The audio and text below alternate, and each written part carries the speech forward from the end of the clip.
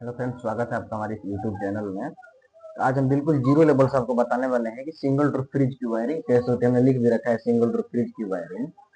तो इसमें सबसे पहला जो मेन महत्वपूर्ण भाग लगा होता है कंप्रेसर। तो ये कंप्रेसर को पहले देखेंगे इसकी वायरिंग कैसे होती है। तो इसी टाइप का एक रिले होता है, ये 4 पिन में हमने बना रखा है। तो ये सिंगल पिन में भी आता है, डबल पिन, 3 पिन, 4 पिन, जितना पिन का है, पिन से कोई मतलब नहीं है। एक पिन वाला भी लगा सकते हैं, 3 पिन वाला भी। 3 पिन वाला जब लगता है कैपेसिटर लगाना होता है तो लगता है, और कैसा लगता है ये सब हम आपको आगे अगली वीडियो में, प्रैक्टिकल वीडियो में बताएंगे। तो यहाँ पर ये रिले पोस्ट दिया जाता है और इसके रनिंग वाले साइड से एक तार निकाल दिया जाता है। इस पर फेज सप्लाई दे दिया जाता है और इस पर एक ओवरलोड लगा के कॉमन पर सप्लाई दे दिया जाता है।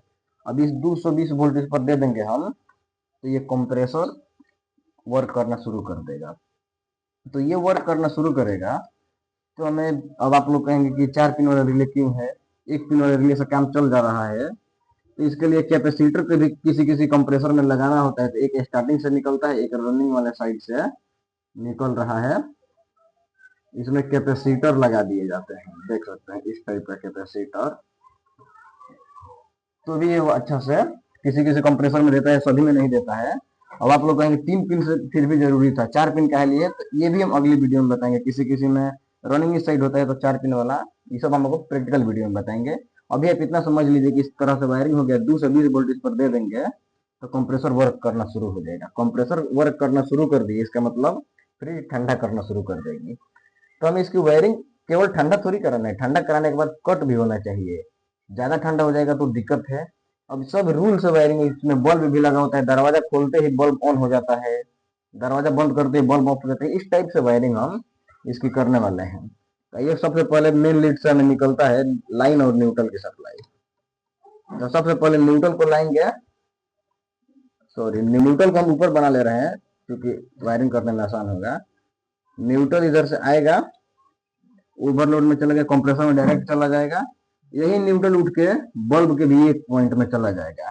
न्यूट्रल कंप्रेसर को भी मिल गया, बल्ब को भी मिल गया। अभी दोनों को केवल फेस मिलेगा इसको, तो लाइन मिल जाएगा तो ये काम करना शुरू हो जाएगा। लाइन कहले या फिर फेज कहले, दो भी दोनों एक ही बात है। और इस बल्ब को भी फेज मिल जाएगा तो काम करना शुरू कर देगा। तो हमें डायरेक्ट नहीं देना है, इस लाइन वाले सप्लाई को यहाँ से लेके आना है। थर्मोस्टेट लगा होता है एक, सॉरी सॉरी किसी एक पॉइंट पर दे सकते हैं हम थर्मोस्टेट के, किसी एक पॉइंट पर दे सकते हैं। थर्मोस्टेट होता है जो फ्रिज में कम या फिर ज्यादा कूलिंग को सिलेक्ट करने के लिए होता है। ये जो होता है कि मतलब कूलिंग एक पर हमने सेट किया है तो थोड़ा सा कूलिंग होने के बाद कट कर देगा। 5% किया थोड़ा ज्यादा कूलिंग करने के बाद कट करेगा। 7% किया है तो और ज्यादा कूलिंग करने के बाद कट करेगा। यही होता है वो थर्मोस्टेट। इसकी एक पूंछ निकली होती है जो कि फ्रीजर में जहाँ आइस चेम्बर में टच रहता है, यही सेंस करके इसको कट करता है। और कूलिंग हो जाने के बाद फिर ऐसे, तो मतलब ये दो कांटेक्ट पॉइंट है, सीधा समझ लीजिए ना।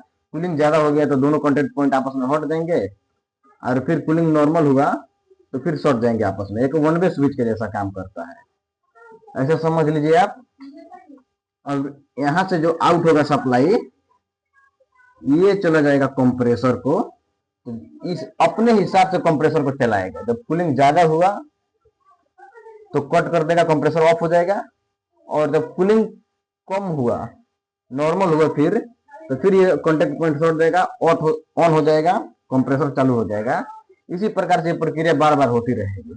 अब रही बात बल्ब को फेज कैसे पहुंचाएंगे भाई, इसको पहुंचाने के लिए बीच में लगा होता है एक डोर स्विच। जब दरवाजा बंद होता है तो ये दबा जाता है, इसी स्प्रिंग के सहारे दब जाता है अंदर की तरफ, तो ये ऑफ रहता है। दरवाजा जैसे खुलते ही ये पॉइंट इसमें टच हो जाता है, ये पॉइंट इसमें टच हो जाता है, ये दोनों आपस में टच हो जाता है, दरवाजा बंद होते ही हट जाता है। तो यहीं से हम फेज सप्लाई को उठाएंगे। यहाँ से नहीं उठाना है, ध्यान रहे, यहाँ से उठाना है जो कि लाइन आ रहा। अगर यहाँ से हम उठा लेंगे फेज सप्लाई तो थर्मोस्टेट जब कट करेगा तो बल्ब को भी बंद कर देगा, इसलिए हमें यहाँ से ही उठाना है। इसको लेके जाएंगे डोर स्विच के किसी एक पॉइंट में जोड़ देंगे और दूसरे पॉइंट से आउट करा के बल्ब में दे देंगे। तो ये होती है सिंगल डोर फ्रिज की वायरिंग। ये जब दरवाजा बंद रहेगा तो ये इसको दबाए रहेगा, ये दोनों कॉन्टेक्ट पॉइंट आपस में टच नहीं रहेंगे। और जब फ्रिज का दरवाजा बंद खोल देंगे तो ये दोनों स्प्रिंग ढकेल के इसको टच करा देगा इसमें।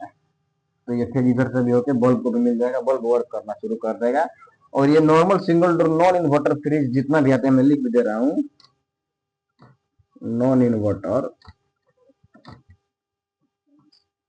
इन्वर्टर फ्रिज जितना भी आता है लगभग इसी टाइप का वायरिंग होता है। इसमें चेंज क्या मिल सकते हैं आपको, ये रिले किसी में सिंगल पिन, किसी में 3 पिन, ये ओवरलोड किसी में ओएलपी जो होता है, इसका पूरा नाम होता है ओवरलोड प्रोटेक्टर।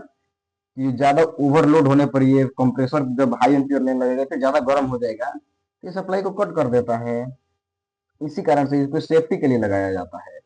इस टाइप से एक कॉमन क्या होता है, सी लिखे हैं, और एस ए आर क्या होता है, ये सब अगले वीडियो में कंप्रेसर की स्टडी केवल करेंगे, उस समय आपको हम बताने वाले हैं। वीडियो पसंद आया हो तो थैंक यू।